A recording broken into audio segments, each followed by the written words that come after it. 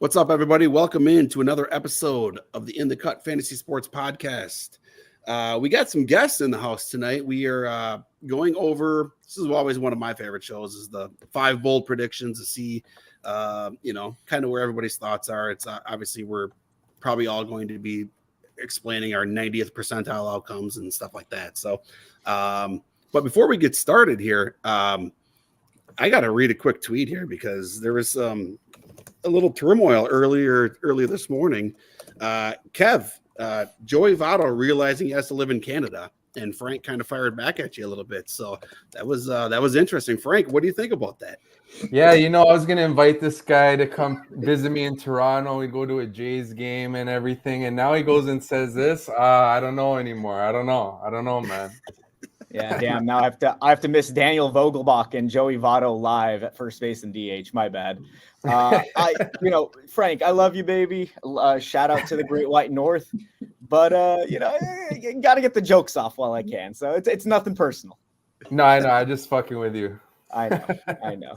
Wait, where's he gonna play though? You got Vogelbach. No, I don't know. I would just like having him there. Like, I feel like he'll be good in the clubhouse, and he still has good plate discipline. I'd rather have Votto over Vogelbach, to be honest. Even if Vogelbach's better, like, let's say in a vacuum, if Vogelbach is better, maybe he's a little bit better. But I just like Votto just having that hometown. It's just a thing. I like it because really they're both bench bats. It's not like it's the. You got to get playtime for Isaiah Kiner Falafel. Like, how are you going to do that? Such an ugly offseason. We won't get started on that. It was all downhill after not getting Ohtani. Yeah, I don't think there's any real animosity left because, the Blue Jays, that whole Ohtani report was the heated Canada versus LA. I was gloating. Yeah. I was taking my victory laps, but I think I can't believe I fell for that. I was so confident it was going to happen, and oh man, I was refreshing my phone all day long and like just ready to celebrate, and then oh man, that was a gut. What was the report? It was Yusei Kikuchi actually reserving the room. It was like the wrong Asian MLB or something, and it was there's all kinds of stuff. Dinner with his family. It was like they said Yusei Kikuchi booked the whole restaurant. And then they said, like, Ohtani's on the plane now to Toronto, all this nonsense. Yeah. I mean, hopefully that restaurant was good because that got a lot of press for that. Like, what a crazy turn of events that was. But yeah, it's a shame. It's been an interesting offseason. So we also got Lucas Bury in the house. What's up, Lucas? How are you doing, man? I'm doing great. Excited to be part of this crew. Interesting debates will be happening tonight, and excited to be part of it too. Yeah, it'll be a good one. And as usual, we got my wonderful co-host Ryan. What's up, Ryan? What's up, Fish? Excited to do a nice bold prediction podcast. I got a bold prediction. I'm gonna go first. I'm gonna start off. Noelvi Marte plays less than 100 games this year. Bold prediction. There it is. I don't know about that one. Yeah. Love that. I got a life savings saying he will play 83 games exactly. Exactly. Wow. That's some shocking news here to start the day. Suspended with PEDs. That's how it goes, I guess, right? I mean, you can't really get away with it, so. I'm sure we'll have the same usual excuses that everybody else provides. You didn't know and all that stuff, but it's interesting. That's obviously a lot of people's breakout candidate. It's a power speed combo, elite prospect, hitters park, all that stuff. So it's a huge hit, obviously, to the fantasy landscape. Ryan, I know you were a big fan. Do you have a lot of shares? Only one actually. That's good then. Yeah, my 10 drafts. He just went a little higher than I would have liked in a lot of the drafts. I thought it was a great pick, though. I thought it was a great pick, and we're gonna get 82 games, maybe. Yeah. At least it's an easy cut and fab right away. Oh yeah. Is it a fab league you have him in? OC. Yeah. Okay. Yeah. No, I get it. Yep, I only have one Gladiator, one DC, so that's it for me. But Yeah, that sucks. But it's kind of funny because I've been fading Spencer Steer, and now he's kind of got a little bit more of a clearer path to everyday playing time, and things should be, I guess, fine for him. But Yeah, the Cincinnati logjam is a logjam no more. Yep, exactly. Yeah. It still kind of is. Like India's playing today, and I still think he's good. Like I mean, he's a bad defender, but he's still a good hitter. But Spencer Steer is like the exact same thing in that sense. Like they're both like util guys who can kind of hit. I don't know. Like it feels, and then like TJ Friedel's a lock, I think, because of his like outfield play. Then there's like Benson, Fraley, Steer, and India for the 3 out of 4 slots.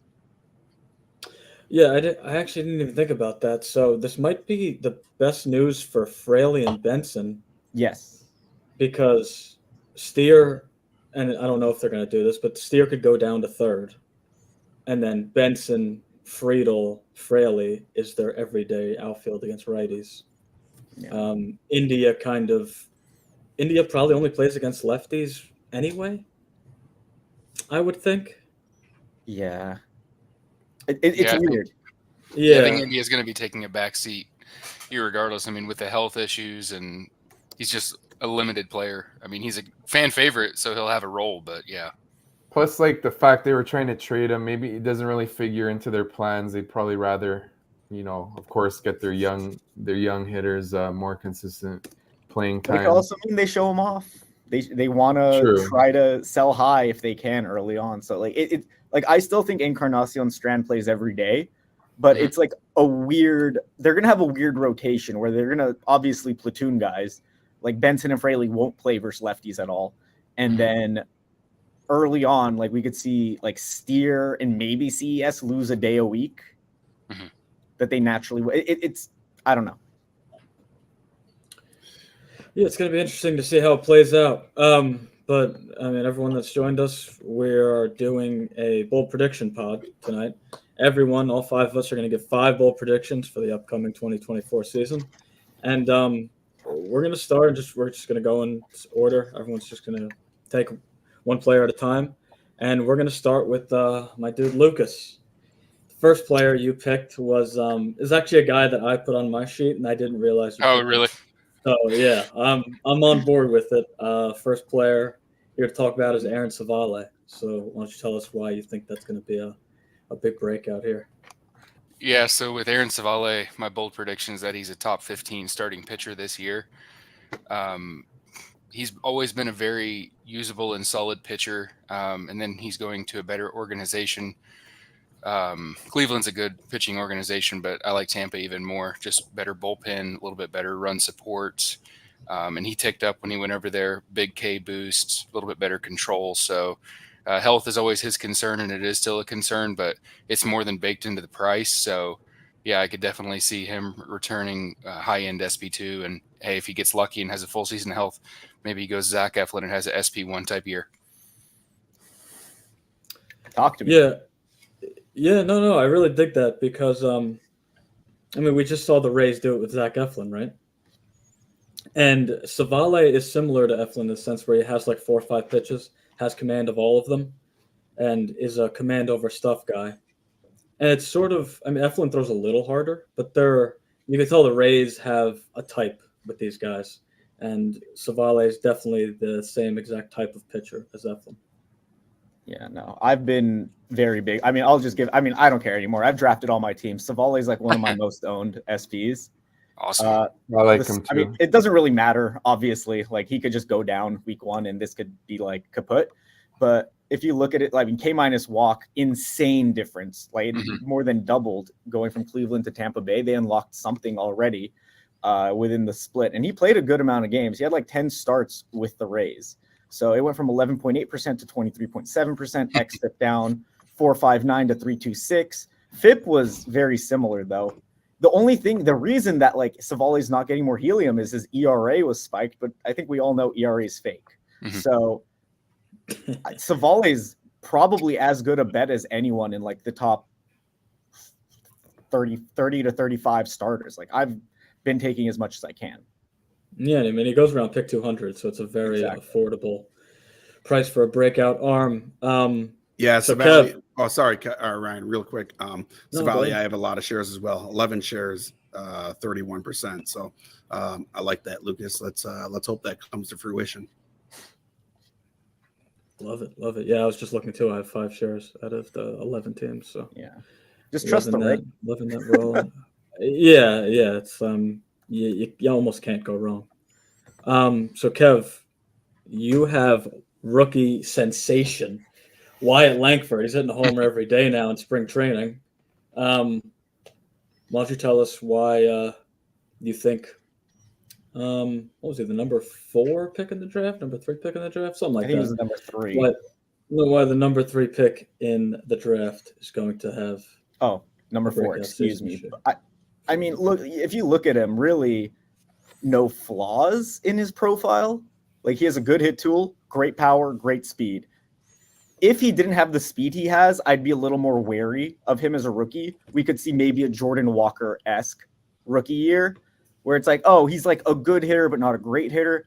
Okay, if Langford has a good hitting year, not a great hitting year, he's still going to steal 20-plus bases. That's his profile, literally. Like obviously we can't prorate the 11 steals he had in like less than 200 plate appearances last year, but in a full season of games, he's going to break camp opening day. Nathaniel Lowe is out. Josh Jung has a calf. Corey Seager's coming off hernia surgery. He's making the opening day roster for the reigning World Series champs, especially with the new Rookie of the Year rules, where, if you win Rookie of the Year, you get the service time or whatever manipulation. And Frank tweeted about it. He's as good a bet as anyone to win Rookie of the Year this year. He's pro ready. And if look, his plate discipline, absurd. He has Soto-esque minor league plate discipline, obviously a little older. So that has to be coming into, the discussion if we're talking about him as like a Julio, Ronald Acuna, Soto. He's 21. Those guys were 19. But I'd say as a rookie, we could see him as a first round pick by the end of the year for 2025. Love that. Yeah, no, I totally agree with all that. It's crazy to me is that he started. Obviously he played college ball in the SEC, so he really shouldn't have started in the complex league. He played there for 3 games, whatever. But to go from high A to triple A, and again, he barely played at each level, but for him to go to high A to triple A and just dominate every level, to me is insanely impressive. And like you said, he's got a very well-rounded game. He's going to hit for a high average. He's got power. He's got speed. And even without Seager and Jung and Nate Lowe injured, I think Langford was going to make the team anyway as the starting DH. They didn't really have a clear DH there. Yeah. So, but now, like you're saying, now it's almost guaranteed that he's going to start the season with the big club. Frank, did you have anything to add about Langford?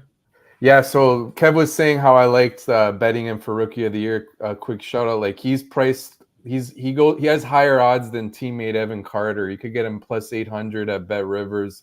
He's plus 600 in FanDuel and DraftKings. Nice bet there. Great situation in Texas. Kev, you and Kev laid it out. His profile as a prospect. Love taking that. One of my favorite futures. Are they the top 2, Carter and Langford? Or is Jackson Holiday? Jackson Holiday's ahead, and what's funny? Langford is tied with Nolan Shanuel on the Angels, and I feel like that's not even close, really. God. So it's it's not close. Yeah, it should not be up there unless it's an OBP. If OBP was the only thing that mattered, then Shanuel might. One more point. One last point. Again, the reigning World Series champs. This is a top 5 to 8 offense. Mm-hmm. Yeah, and he's gonna plug in the middle of it. That's what more can you really ask? No, I totally agree with you there. I think with Langford, there's been a lot of talk this week about how rookies are risky and they'll bust, and certainly I think they're more willing to bust than the big rookie drafters are willing to admit. But today's day and age, with the data that they have on the players and the video scouting, it wasn't like it was 10 years ago. I think these guys come up and big league teams know pretty well how good their true talent is. versus, 10, 15 years ago, it was hopefully they'll click, but there was a higher bust rate back then compared to now. Yeah, it's very true. Like that's true in other sports too. We're seeing it especially in football with like wide receivers where you're drafting like Marvin Harrison Jr. Now. I know not to get into football. He's going as a top 20 to 25 pick in fantasy. And that's considered absurd 5 years ago where just like, you can't bet on a rookie to have this incredible year. But I mean, the rules changed, but also these players, like with their diets, their health, their optimization, it's crazier nowadays than it was 5, 10, 20 years ago. So rookies can have these greater impacts, especially a rookie like Langford, who's not a Kalenic, where Kalenic had split issues. He couldn't hit lefties. He can't hit lefties. Evan Carter, he has these issues. He can't hit lefties. Langford's a well-rounded, like ideal hitter. And again, even if he hits his lower end of the outcome, he has such a high floor in every category. You're going to get something out of him. Like Volpe last year, you think about him, he was terrible in average, but then you're like, I got 20-20 from his home runs and steals. That's still pretty decent. And he's much better than Volpe, obviously. Yeah. No, I agree with you there. And like you were saying, in different sports, again, not to taper off from baseball, but Victor Wembanyama was a first-round pick in fantasy basketball this year, and it was like, oh, it's crazy. But yeah, these rookies are coming up, and they're better and better each and every year. So, Frank, why don't we go to you? You have Giancarlo Stanton as the first player you want to talk about, and a lot of people are going to disagree with you. So let me hear why you think what your bold prediction is for Giancarlo Stanton. All right, so my bold prediction for Giancarlo Stanton is he's this year's Marcell Ozuna.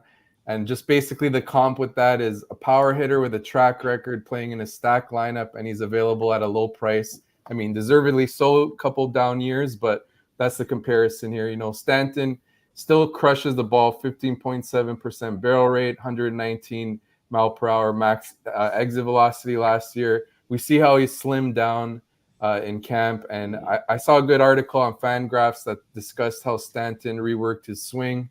So I like to hear that on a veteran player with a track record trying to make adjustments and get back on track. Obviously the Yankees lineup will be really good with Juan Soto there. Could be a lot of RBI opportunities. So I think Stanton, could get 35 plus home runs, and maybe if he could just get that average to 240, 250, that's a nice late round pick. So that's my bold prediction on Stanton. You know what? I've done a bunch of OCs already. I've done like 9 or 10, and I really don't hate that call. Like in 2021, Stanton hit 35 home runs and hit 273. I know we're 3 years removed from that now, but I don't hate that pick. What is it? Not so bold prediction. As Kevin knows that Stanton is using Ozempic. Yeah. Yeah, he looks really slimmed down. Not be so bold. Yeah. I don't know. Stanton is like, he was on pace for 35 last year. He like 24 in 101 games. It's really just the average. Yeah, the average has been brutal the last 2 years. Yeah. No doubt And about it. just, yeah. I mean, I don't think Frank's wrong in that he can do it, but the Ozuna comp, for me at least, is like Ozuna had like off-field issues that were causing issues. Like his like underlying numbers were always good. Whereas Stanton, they're fine. Like he's underperforming definitely, and he can kind of meet expectations with the bat. But I think the average is still going to suck.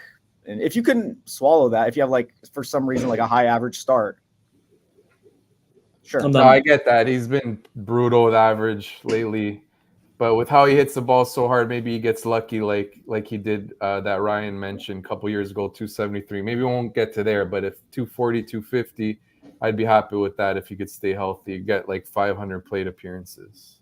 No, real quick, Lucas or Fish, you guys have any Stanton?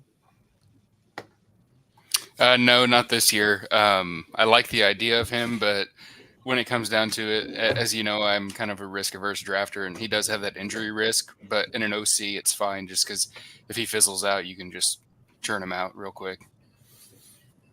I have 3 shares. Obviously, I play a lot of leagues, so it's not. I think it's like 8%, so it's not a ton. But I like the kind of the low risk, high reward of it. Like his cost isn't super expensive, but he can return obviously some elite power numbers, but Mhm. obviously we know the health. But if he gets hurt, okay, that's fine. Easy drop. It's not an expensive pick. But you have to make sure that your batting average is kind of taken care of before him, because there is the opportunity for the batting average drain. For sure.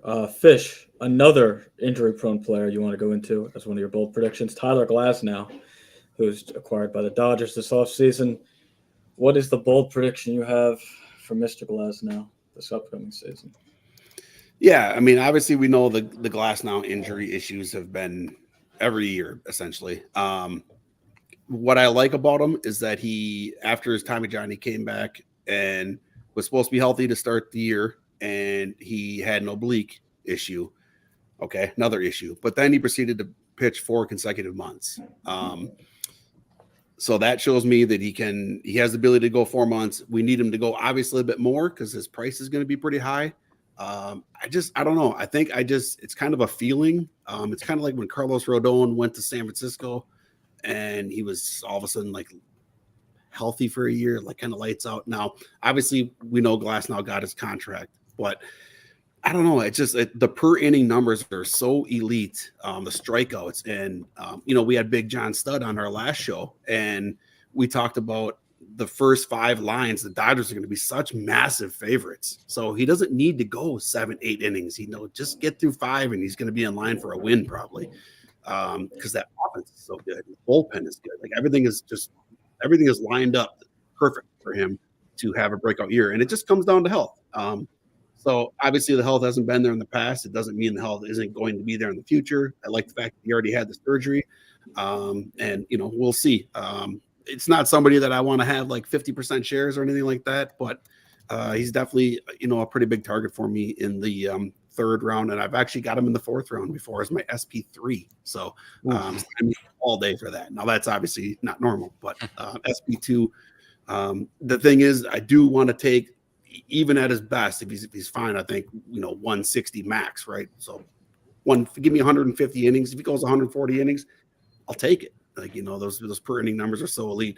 I just need to make sure that when you draft him, you're going to always take somebody that does have a lot of innings to go with him. So my pitcher heavy approach, I generally have other guys that go with him that do throw a lot of innings. Yeah, I guess my only pushback on Glasnow, because obviously when he pitches, he's going to be great, is that he's never done it before. Like he's never thrown a full season and dominated, and he's going to be 30 years old. Whoa. 2020, he pitched a full season, technically. Like, those 57.1 innings don't impress you?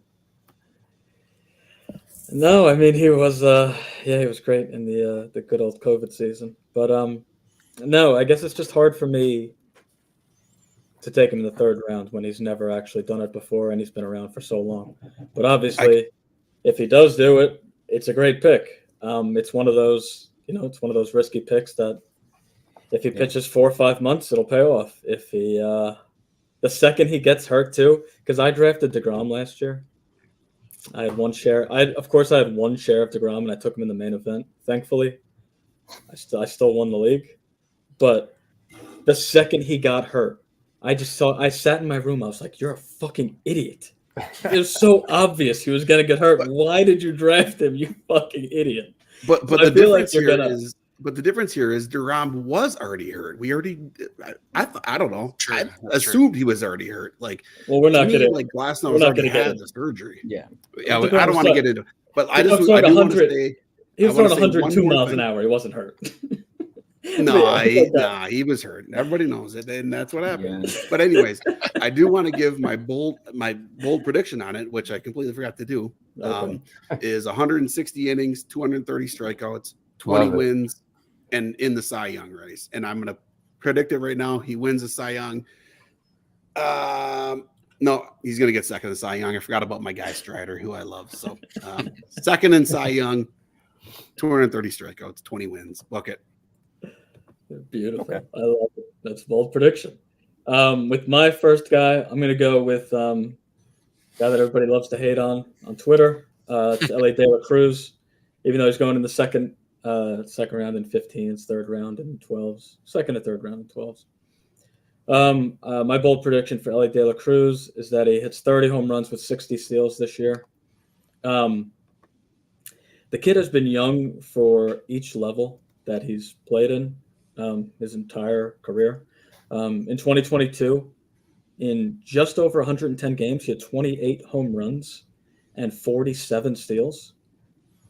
In AAA, at 21 years old, he had a 150 WRC plus. He was slugging 600 with 12 homers and 11 steals in 38 games. And he comes to the major leagues. He was pretty good in the first few weeks. His BABIP was very high, but he's still pretty good. He's stealing bases all over the place. And then all of a sudden, pitchers figure him out, and he was god-awful the last few weeks of the season. That kind of just happens with rookies. They go through a period where, pitchers kind of find out their weakness, and you're making the adjustment to the adjustment. And I just think he's simply too talented. He's one of the fastest players in Major League Baseball. It's one of the one or two fastest players in Major League Baseball. He has a 119 max EV. He has as much power as Giancarlo Stanton and Aaron Judge. We saw it in spring training. He had a 470-foot home run. And what was super interesting, I'm not going to pretend to be a scout or anything like that, but he really, if you saw him play last year, he had a giant leg kick. And what players do that for is it's sort of like a timing mechanism. You could if you just watch the side view of his home run, because it wasn't on TV, there's someone filming it. There's a side view. He has no leg kick at all. And for him to not lose any power while cutting out that leg kick is huge. And pretty much I know it's a big thing to ask, but all he's got to do is just start making more contact and figuring out what pitchers are doing to him. And that's the last piece of the puzzle. Once he figures that out, he's going to be a perennial top 3 pick in fantasy, right? It's going to be him, Acuna and Bobby Witt, him, Acuna, and Tatis, Wyatt. some combination of those 3 guys. He's that talented. So I think even though I'm saying 30-60 as a bold prediction, I don't really think it's that bold because he should be projected for, and I'll project the 50th percentile outcomes. He should be projected to go 22-40, something along the lines of that. Because, all these projection systems have him missing 30 or so games, and it's I don't know what it is, the risk of going to the minor leagues. In my opinion, he's the Reds franchise player. People are going to pay to go watch him play. He's not going to the minor leagues. He has to hit 0 to go to the minor leagues. So I don't think people are like, oh, well, what are the chances? There's no chance of it happening. I think there's literal 0 chance he's going to the minor leagues. They're building around Ellie. And I guess it's my bold prediction. I think he goes 30-60. And he's one of the best players. I'd like to interject. There's definitely a chance. It's not impossible that his swing is just so flawed, but I think it is very valuable that he did perform so well relative to age at level. And if you just take his numbers on the surface, don't consider first half, second half, just take it on the surface and be his numbers are good enough to stay in the league, even though they were below league average, just because his defense is so good. It doesn't matter. He's going to be on the field. It would take a really egregious batting performance, which is possible. But yeah, if you take his prorated 18 homers, 45 steals, back end of round 2, I think that's fine with a 240 average. What if he improves? What if he does that 30-60 with a 260 to 270? Yeah, we're talking top 2-3 pick right there. So I've recently come around. Third base shortstop's really valuable. I kind of hate third base as a whole this year, unless you get one of those top guys. So yeah, I've come onto the Ellie hype train, especially because there's been injuries. Corey Seager's gone, so he's out of that second round mix. Gossman's been hurt. Gossman's hurt now. It's just why not take Ellie? Yeah, I've come around too. I started off on the train of being a little bit hesitant, but for the reasons, Ryan, that you laid out, it's so the upside is so high. I can't miss out taking a couple shots. So much talent, and of course the park is great as well. So I've come around too. Lucas, you were going to say something? A couple of quick things so we can keep it moving. But like you were saying, he's not as risky as other people think. I completely agree. Like Kevin said, elite defense, elite base running. I I'm live around the Reds. I'm here in Indiana, and they were a disaster for years, and now all of a sudden their fan base has great energy. So they're not going to send him down unless he's like a 60 WRC plus, which isn't going to happen because he has enough power to run into home runs. And then just reading a report said that he kind of wore out down the stretch. I mean, if you look at his 2022 numbers, he had 513 plate appearances and he had over 100 more, 613 in 2023. You factor in all the adrenaline and just how pitchers kind of started to figure him out. I mean, it's not surprising that he stumbled with that much of a workload. We forget that these players are just having longer and longer and longer seasons, and a 6-month MLB season is a true marathon. 100%. Shout out to Yancey, Cubby, Noel, and Zach just talking to each other in the chat box. I'm just like, if you see me laughing every 2 minutes, it's because I'm going to look at the chat, look back. Like, what the hell are these guys talking about? Funny stuff. But Lucas, we'll go back to you. Your second player is Mets third baseman Brett Beatty. What's your bold prediction for him this year? Yeah, so with Brett Beatty, my bold prediction is that he's this year's Isak Paredes with 25 home runs, 80 plus RBIs, and available after pick 300. Just as far as his batted ball metrics, max exit velocity, and good barrel rate despite the bad outcomes. Yeah, I just think he has power in his bat. He made the major leagues at age 22. That means a lot to me when guys get there that early, and you can grab him in the reserve rounds as a power upside swing. And the Mets with David Stearns at the helm, they know the benefit of a cost-controlled young regular, and I think they're going to give him every chance, especially with the Ronnie Mauricio injury. Yeah, I definitely think he's going to get every chance. And what I like about Beatty is that he hits the ball so hard, and he said he made a conscious effort on working on lifting the ball this offseason. That's one of his issues. He hits way too many ground balls. So, kind of the same thing as Ellie. Once he figures out what pitchers are doing to him, stops hitting so many ground balls, he definitely has the potential to hit like 270 with 25 homers. I think that's something he's capable of. He's a weird guy because 2 years in a row now at the MLB level, he's underperformed his X stats. And maybe it's just speed. Maybe I don't know what it is, but he's had some weird batted ball luck. He's been pretty unlucky.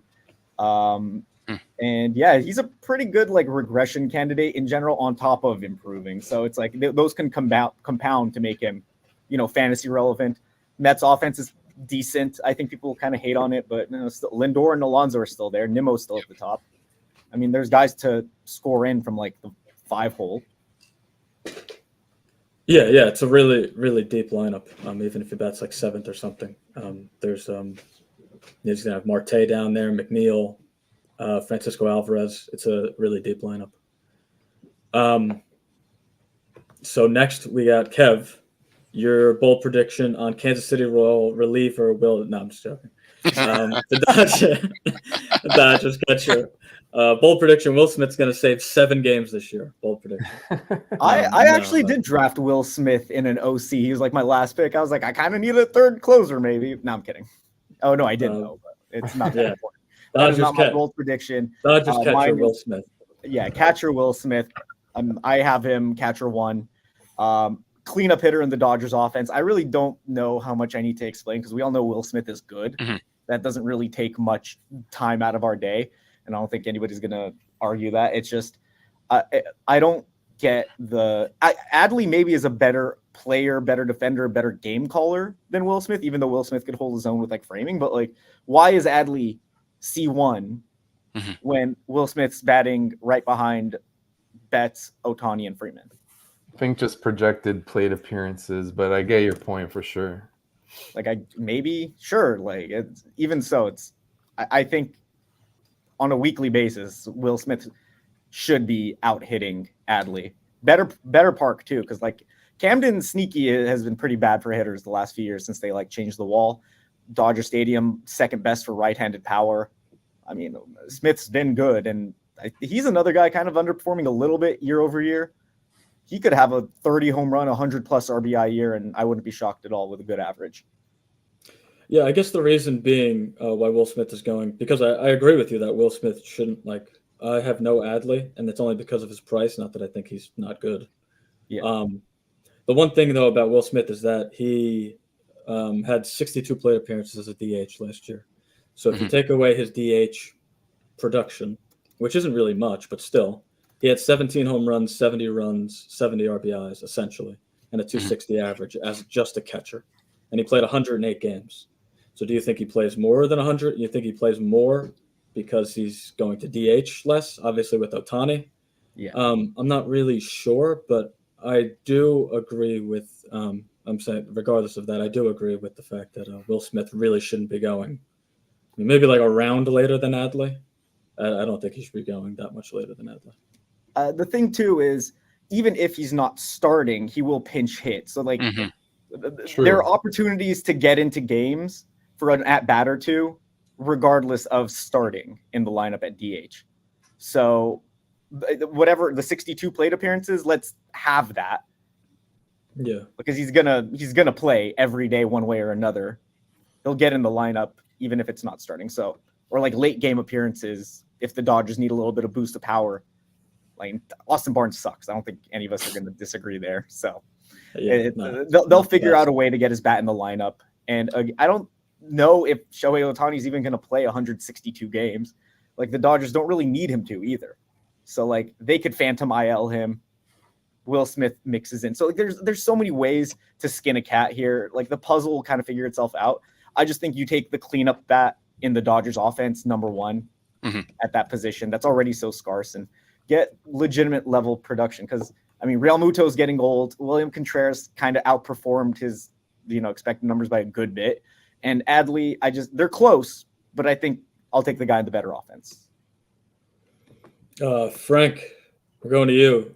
I'm really interested to hear this bold prediction because this, I think, is from a talent perspective, the worst player that any of us are talking about. Not that he's bad, but projected shortstop for the Rays, Jose Caballero. What is your bold prediction? All right. Before I get into it, I got to say I was wrong initially on him because, when they signed Ahmed Rosario, I tweeted, oh, there's the Rays shortstop. And Kev, we had a discussion and you were right. Like the Rays seem to trust him more defensively as the shortstop.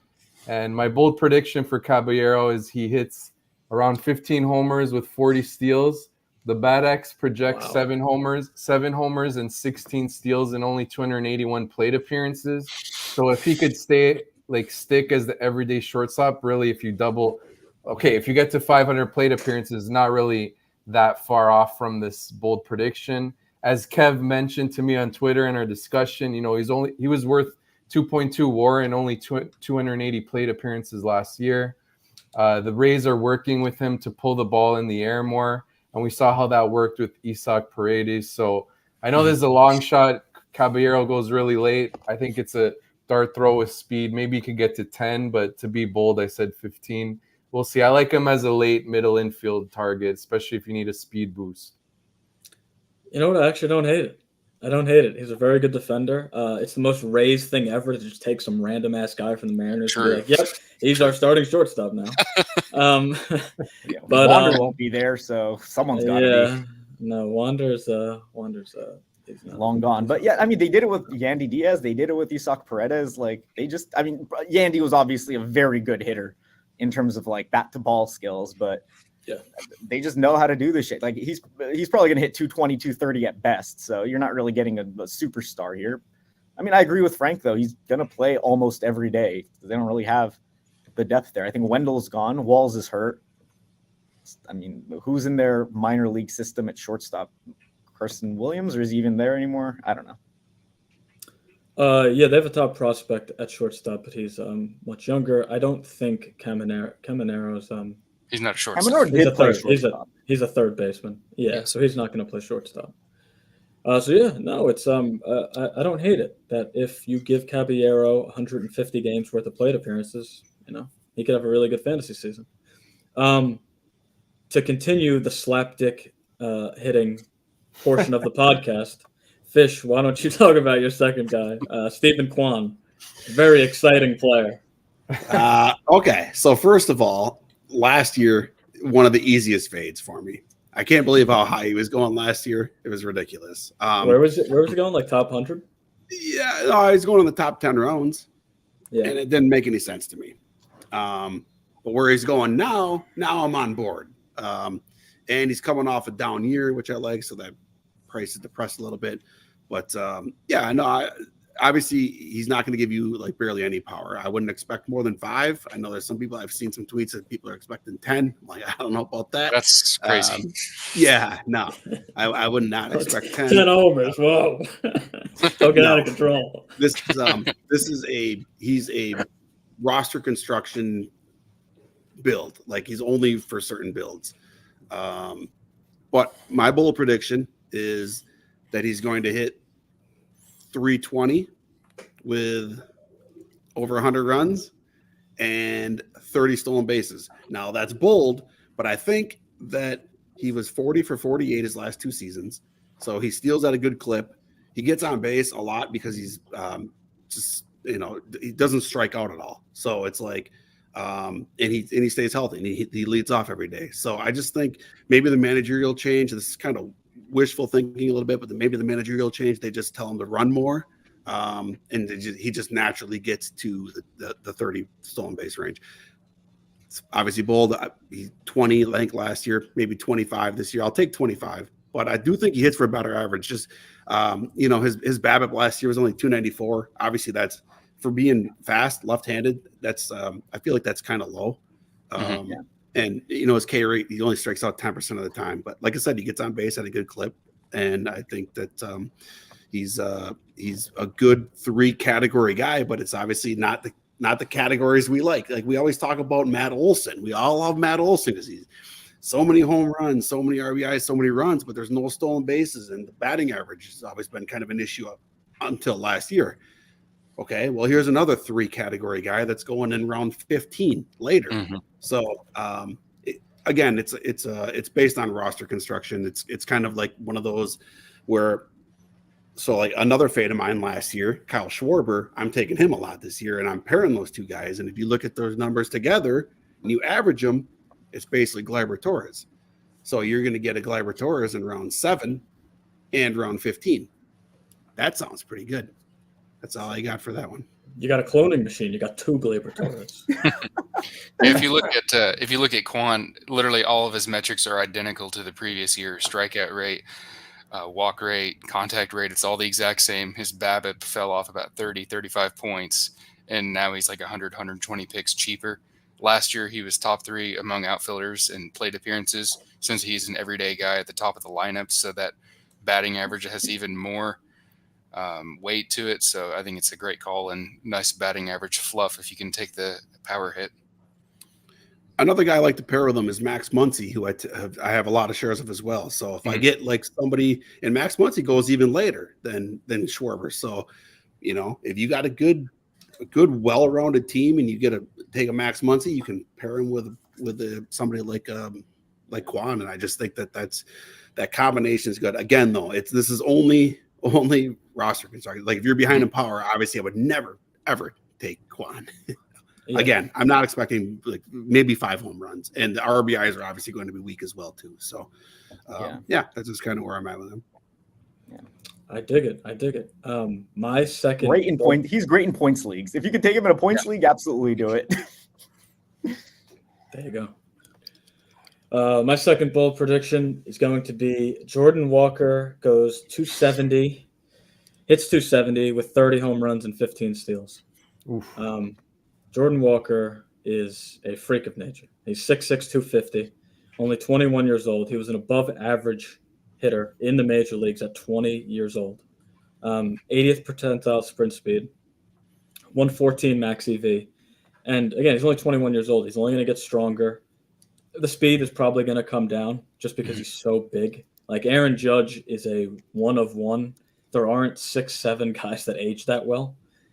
Judge being 30 years old and still being that good of a right fielder. So I do think the speed comes down at some point, but just for this year, I don't know, man. It's crazy.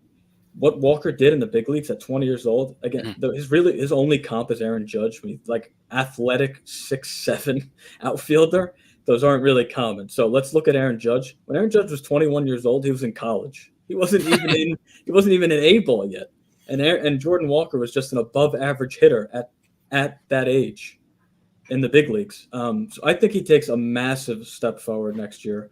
If you look at what Walker did in terms of his fly ball and ground ball rate, as the season went on, he started hitting less and less ground balls and more fly balls. And being on a team with Arenado and Goldschmidt, two guys that get into their power from pulling the ball, I think that's going to really help him. Again, just being around veterans and knowing how to get better at the game and all that stuff, I think that's really going to help him. I know his minor league numbers aren't great, but he was so young at every level. I just think I think he takes a huge step forward this year and he becomes a superstar. Yeah, I mean, he has every chance to get everyday play time. Lars Nootbaar has broken ribs right now.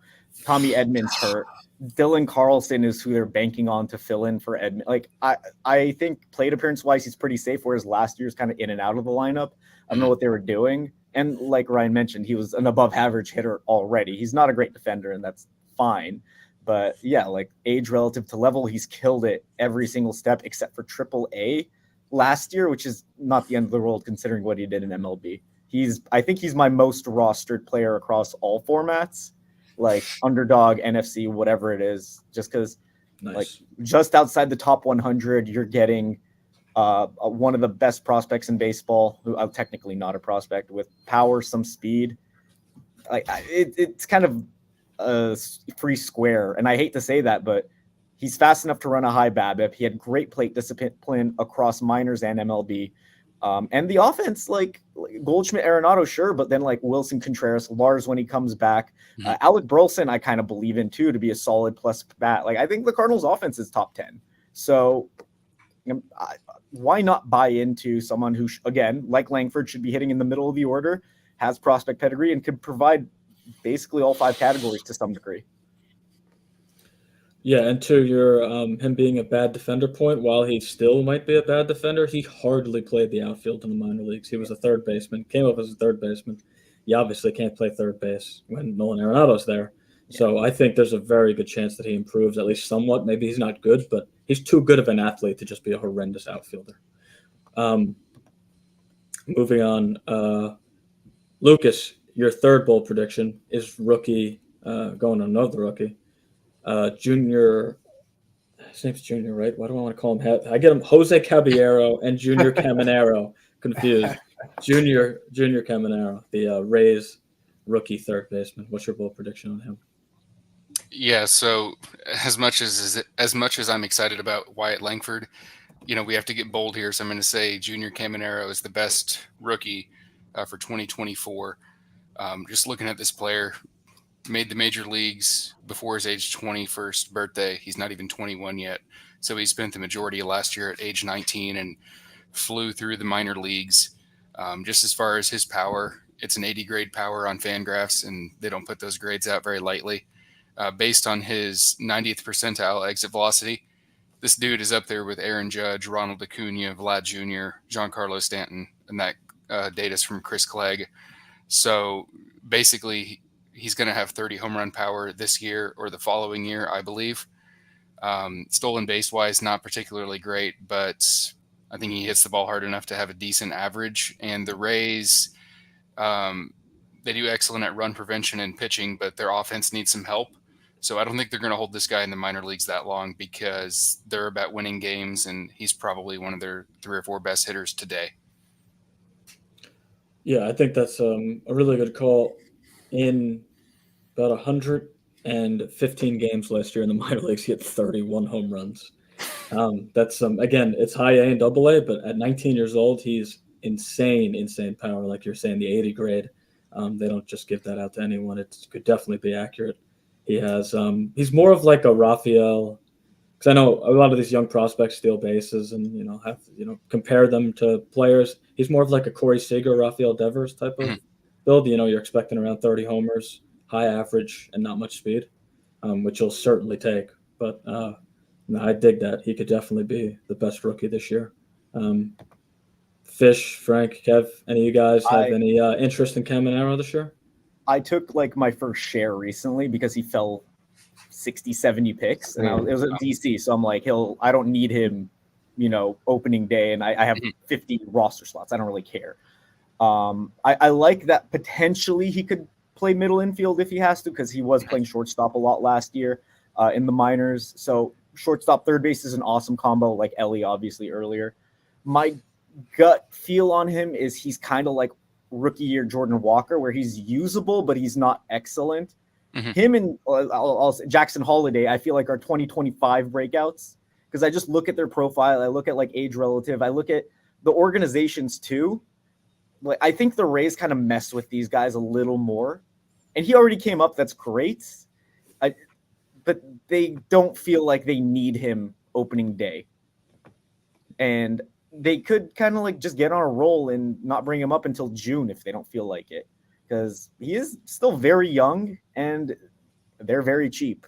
So I just don't know if I want to go all in on someone like him, because he has the talent. I agree. The Devers comp is fantastic. He'll be incredible in fantasy down the line, but I just still think he's maybe a year away. Frank, Fish, any shares for either of you guys? I just took him recently. Lucas, I think I'm in the draft I'm in with you is like in round 4, my bad. But I just took Caminero in a draft champions, and I think an added point I could bring in is it feels like a good time to draft him because he seems to be falling in these drafts. I got him I think well past pick 300. It's just because people are seeing that he's not going to be up opening day. So it's a great time to buy Caminero, I would say. Yeah, the signings didn't help either. Like Ahmed Rosario, I mean, they brought in Caballero, but it feels like they don't want to have him yet. They might need him if the bats are struggling. They'll obviously bring up their top prospect, but yeah, I mean, Josh Lowe, he has the hip. Maybe if he misses time, Caminero can come up. It just feels kind of fishy right now. No offense, John.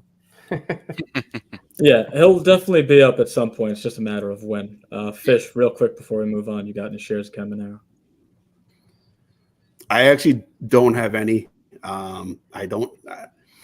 Prospects are just really not my thing. I'll be honest with you. They're just not my thing. I don't draft a whole lot of them in these draft champions. Obviously, I need to look into them a little bit more with today's game. Obviously, we've moved on to. It's just changed over the last couple of years. Obviously all these prospects are getting called up, and Ryan, I know you've talked highly about them before, and I don't know. I guess I just haven't come around on them yet. All right, Kev, your third player, Gavin Williams. I'm a really big fan. Love so excited to hear what you have to say. But your bold prediction for the Guardians pitcher. My bold prediction is he's the best Cleveland Guardians pitcher, and he finishes top 25. Looking at Gavin Williams, I mean, the profile in the minors is incredible. He was like strikeouts through the roof, good control, walks he didn't have a bad walk rate like a Kyle Harrison, who's a lot more risky going like 100 picks later. So he's pretty safe. And the Guardians, I mean, you look at what the Guardians do year over year, churn and burn back end studs. Like these guys who come out, like they're 4 or 5 starter in April, May, and then they're an ace by the end of the year. Like, who was Shane Bieber until he wasn't even great his rookie year, and Gavin already had his. But looking at what Gavin can build off of, 3.29 ERA, peripherals weren't great. They were all over 4 xERA, FIP, xFIP, SIERA. But again, like, he has so much strikeout upside, like every level prior to 29.1%, 37, 33, and then 23 in the MLB level. And the walks were a high, but those weren't really that much of an issue in the minors. So I'm really into Gavin. I think his price is fantastic. He's going after Bibby or Bibby. I don't know how to pronounce it. And I think he has similar, if not better stuff, and seemed more league ready last year. Love that. Yeah, if you take the last 2 months of the season, August and September, he stopped pitching September 17th. Yeah. But if you take the last month and a half, whatever, of when he pitched, he had a 13% swinging strike and a 27% K, 3.7 FIP. I don't think that I know he got called up later in the year. It was still around June when he got called up, but he is known for having a very, very good fastball. And it seemed like his fastball was like inconsistent when he was up. It was like really good at times, not so good at times. So I think if he's able to get like his consistent, really good fastball that he's capable of, I'm totally on board with Gavin Williams. I think he's gonna have a really, really big year. Yeah, and he went deep into games. He was going like 5, 6, 7 at times. So it's not like they were BSing him. He had a weird start, and then, like you said, they shut him down. And Frank and I had him on a tag team, and that was curious. But their season was kind of kaput. So Yeah. I get why they shut him down it's in his rookie mid-September. year. Yeah. Yeah, who cares? But yeah, no, I'm really into Gavin.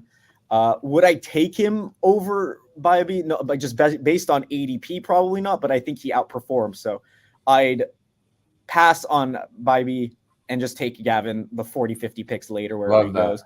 And Shane Bieber, I've kind of dabbled in recently, but even so, like injury risk through the roof, and I don't know how much the drive line can sustain for like a full season. Yeah, I'm just you talked about Bieber. I'm a really big fan of the Guardians rotation. I'm drafting a lot of McKenzie. I like Bibby, and I really like Gavin Williams. So I think the Guardians are going to have maybe not so good of an offensive year, but their pitching is going to be very good again. Ryan, Frank, I'm curious. I'm Mhm. curious if you think for Gavin Williams, I'm curious if you think Logan Gilbert's a fair kind of comparison for him. Yeah, I mean they both got the good fastball. Mhm. Williams probably doesn't have as good of command. I know Gilbert doesn't have like a Kirby level walk rate, but he's got very good command. Command doesn't exactly equate to walk rate, but I don't think Williams is more of like a K guy, and Mhm. Gilbert's more of like a command to control sort of guy.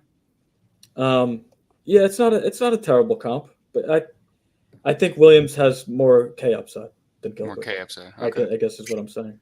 Yeah. I think he's going to end up having a better strikeout rate. Frank, another polarizing player after Stanton, Zach Geloff. I really don't know what to think of Geloff. I haven't drafted him, but I don't. It's one of those where like I'm fading him, but I don't think it's a terrible pick. I just don't feel comfortable taking him because I don't know what to expect.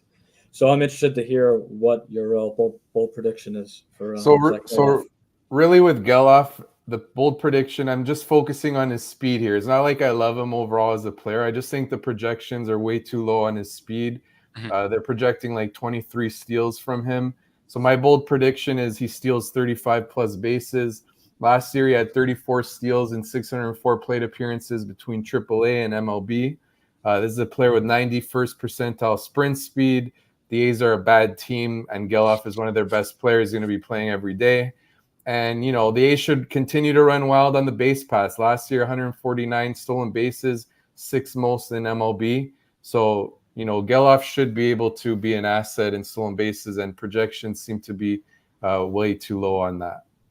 How much of that was a story, though, is the thing, like of the team. True, but even bases. Geloff last year, 14 steals and 300 plate appearances, and projections are all around 20, 21.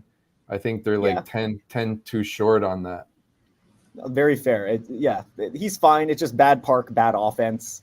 Really the focus here with this pick is just about his speed and specifically. He's just too pricey. He's going like right by like Tyro Estrada, who's very similar in a better offense, better home park.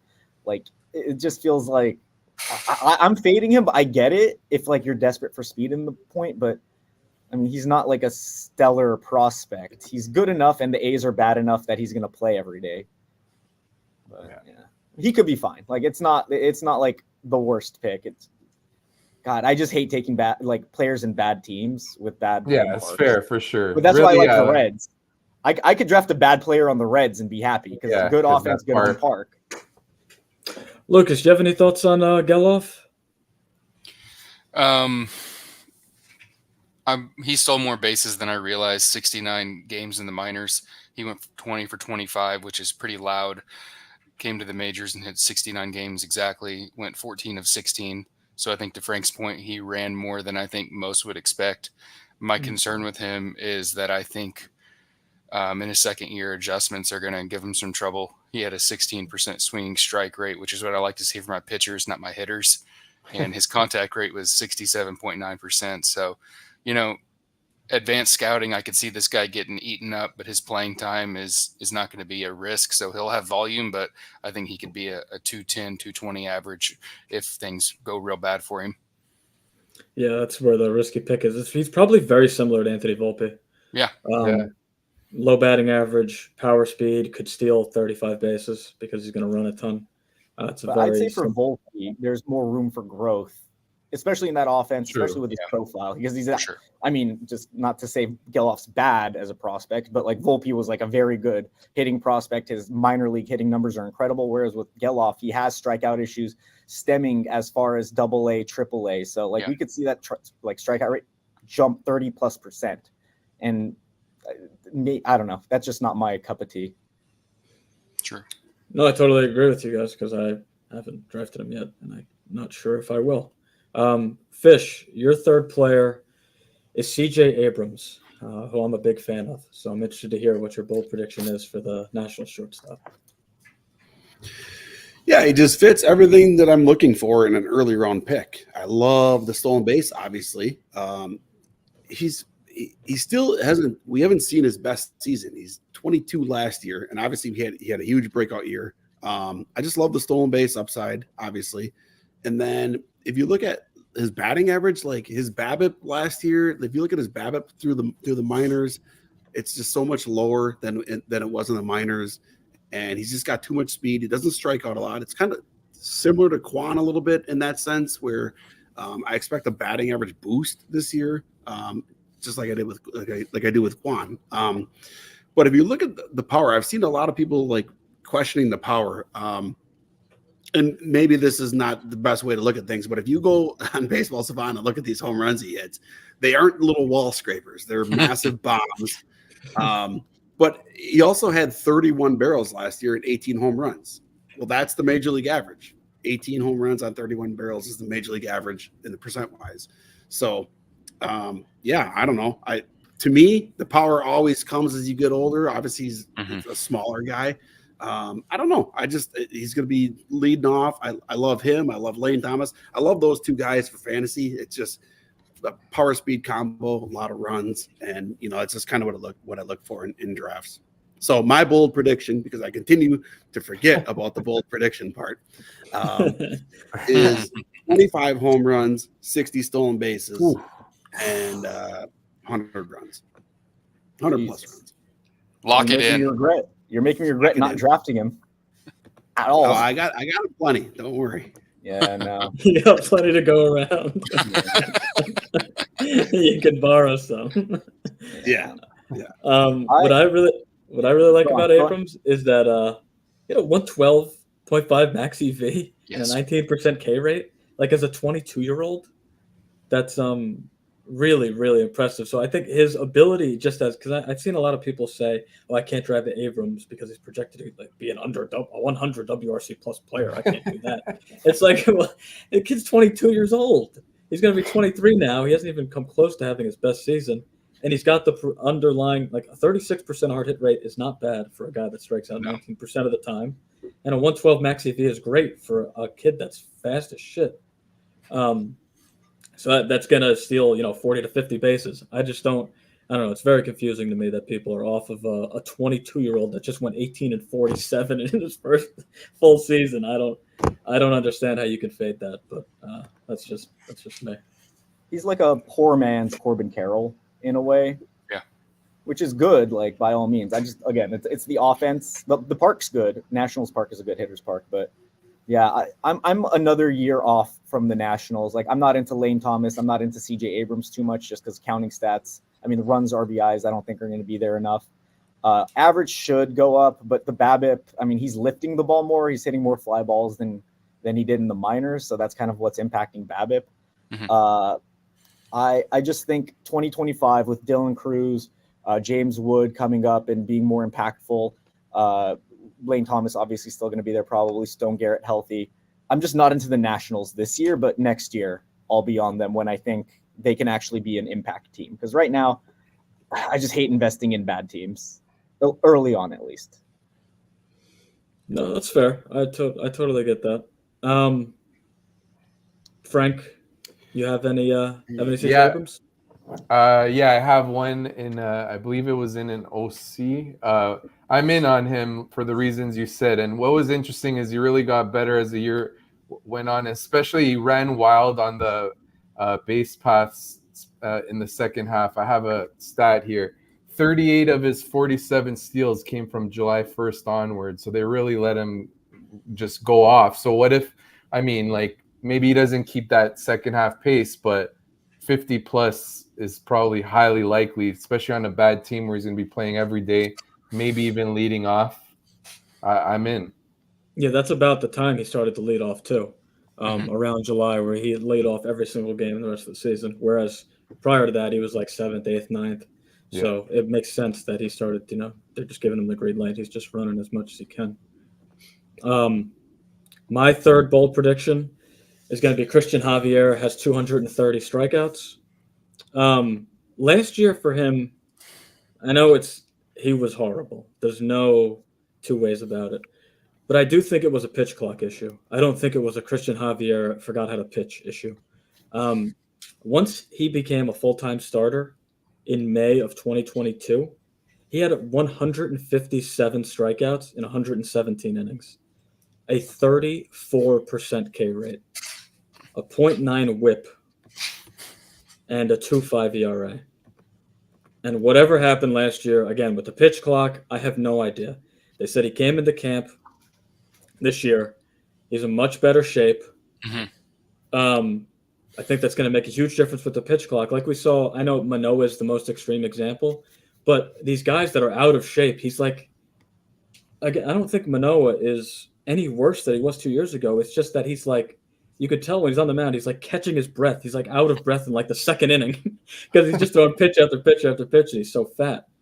Not that Javier is like this obese guy, but you can kind of tell that the pitch clock affected him and he just wasn't the same pitcher. So I think if Javier is able, and again, it's a bold prediction, I'll say it's a guarantee, but if Javier is able to recapture 2022 and he makes a full 32 starts, I think he has a chance of striking out 220, 230 batters. Can we get a headline? Ryan Venancio fat shames Christian Javier. Just like, can we get that title? No, it's Manoah.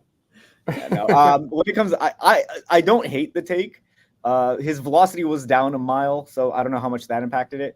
Javier and Manoah are weird, and aside from being a little more burly, they've both significantly outperformed their peripherals year over year. Like they're a run plus better than their xFIP Sierra or whatever it may be. And he was like, Javier was legit good in 2022 and he fell apart. So I think there is a good pitcher in there, but him and Manoah, I think even at like the mean of whatever they may be, may not be an ace as they were at their peak, but it's still a good pitcher and it's worth investing in. So I'm with you, Ryan. I think Javier is a good pick.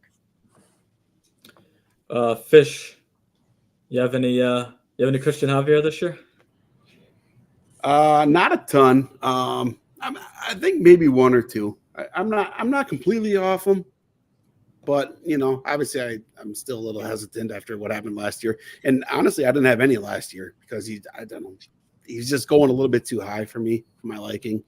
But I'm not completely off him. One or two right now. We'll see. I just like a lot of other things that are going around that area.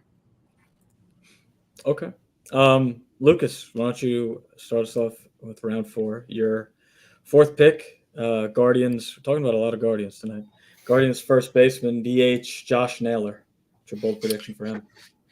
Yeah, so with Josh Naylor, bold prediction is that he's a top 5 first baseman.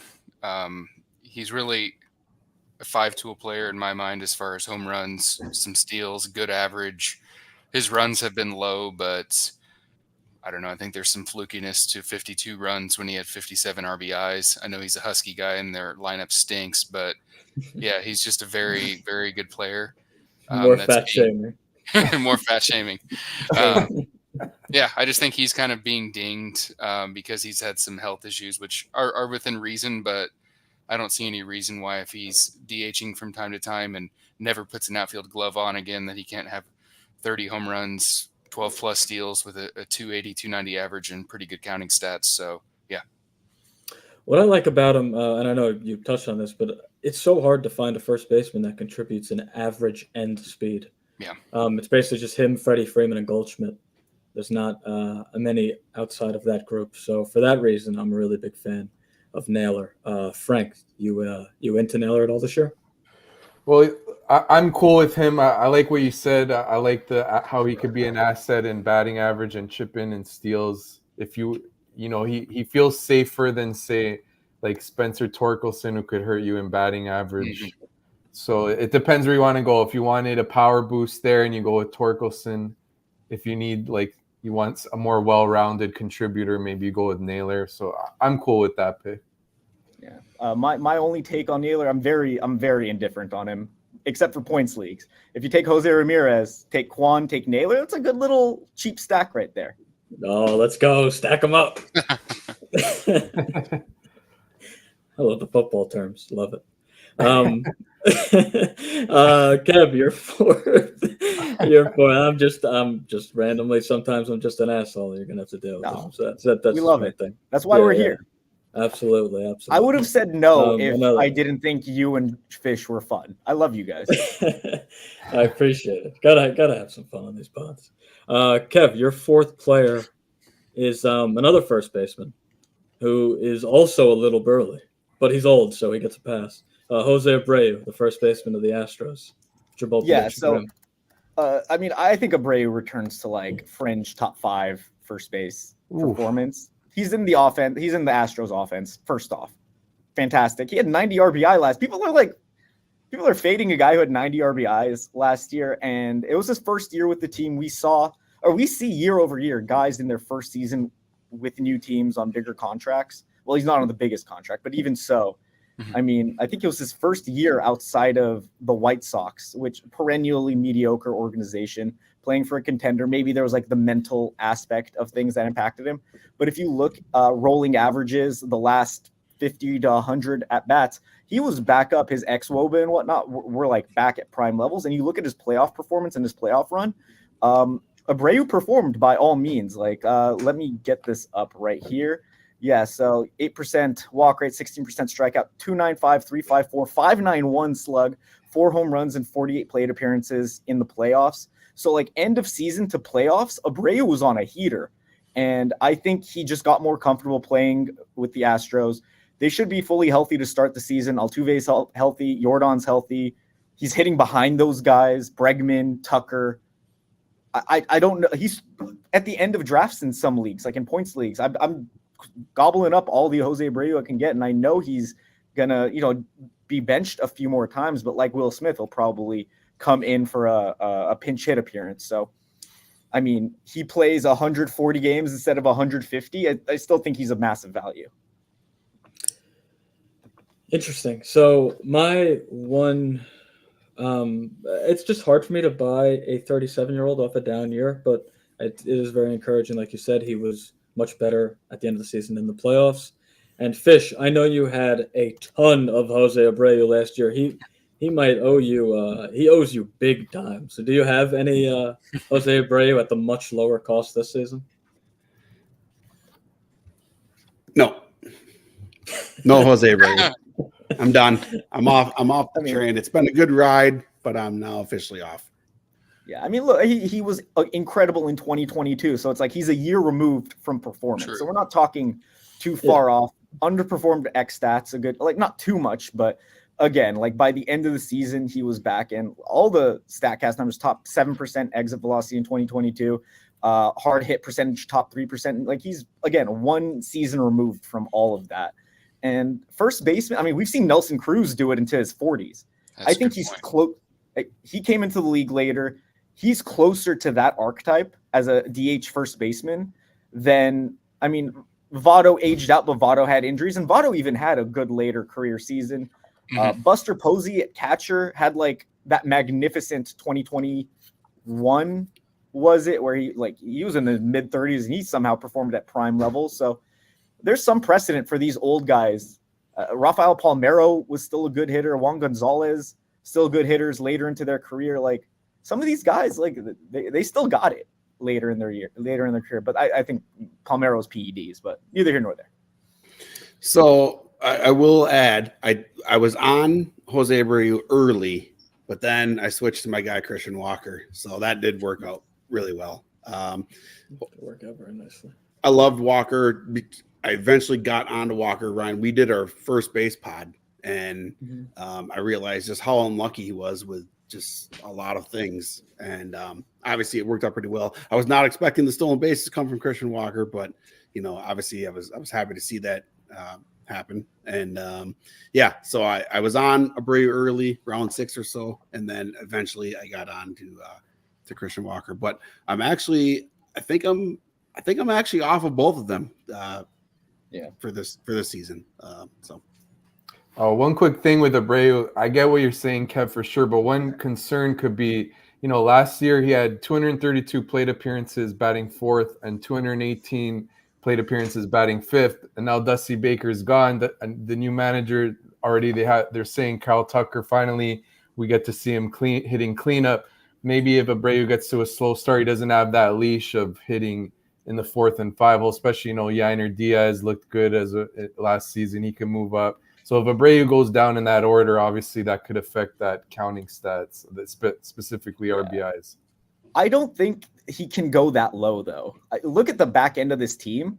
It's like Jake Myers, Chas McCormick, and I respect McCormick as a fantasy asset. Don't get me wrong, but he's not a great hitter. And then their bench is terrible. Mauricio Dubon's like their best guy off the bench. So worst comes to worst, he's hitting 6th. And that's fine. Well, hey, maybe Jeremy Pena rediscovers, his rookie I don't think so. skills. Most boring 2020 guy of all time. Am I right, Ryan? 2020, lock it in. Lock in the 2020. Put it away. I'll bet on Abreu's track. No, but I get your point. I'm just throwing a little cold. I'm just playing devil's advocate here. Yeah, no, of course. He could just be old. He could be old. Yeah. Anybody could just be old. But, I mean, for a bet that late, he's going around Ty France, Josh Bell, just these like solid average, not too much power guys. Like I'd rather take Jose Abreu and potentially get 41-20. Oh, I don't know, 40. Well, Why not? Why not? That's a bold prediction. It's a bold prediction. Yeah, pod. hey, Is this not the bold prediction pod? Yeah, It's true. a bold prediction. I won't push back too much. Okay. with saying bold prediction. 31-15. How about that? Is 31-15 better? Yeah, The yeah. 270? Yeah, that's cool. It's cool. There Still you go. bold. There That's you go. better. What's funny to me is that Abreu's best season was his rookie year. What could have been if he played his entire career prior to being 27 years old in the major league. But Frank, we'll go over to you. Your 4th player is Suzuki. I'm assuming it's Seiya Suzuki. Yeah. Kurt Suzuki. Let's say, man. I wasn't sure with Will Smith, but Seiya Suzuki, the outfielder for the Cubs. What's your bold prediction for him? So projections have him around 23 home runs. I think he's going to hit 30 plus home runs with 10 steals. This is a player I like, good plate discipline. I know we don't want to put too much stock into splitting up the season, but what he did from August 1st onward was quite impressive. 183 WRC plus, 13.2% barrel rate in that span. You look at, he pulled the ball more last season. His pull rate went up from 31.4% to 39.8%. This is a player that I believe in his last year in Japan, he had like 38 home runs. Like I said, I like the plate discipline. I think he's one of my favorite targets this year. I think, sometimes we see these players come from overseas. They take some time to get rolling with their MLB careers. I think it's time for Seiya to have his, hit his ceiling and have his best season. Yeah, no, I like that call. He just has, everything I look at under the hood. He basically checks all the boxes. The barrel rate's good. The max EV is good. The swinging strike is good. The chase rate's good. And he has a career 13% home run to fly ball rate. I feel like he has more power than that, even though Wrigley's very hit or miss in terms of it being a hitter's and pitcher's park. It really all just depends on which way the wind's blowing.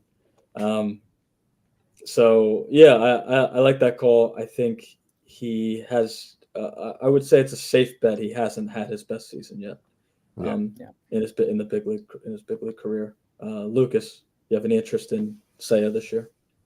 Yeah, I think finally this year, for the first time in a little while, Brian Reynolds is finally getting a lot of love and respect, and I think Suzuki's a very similar player.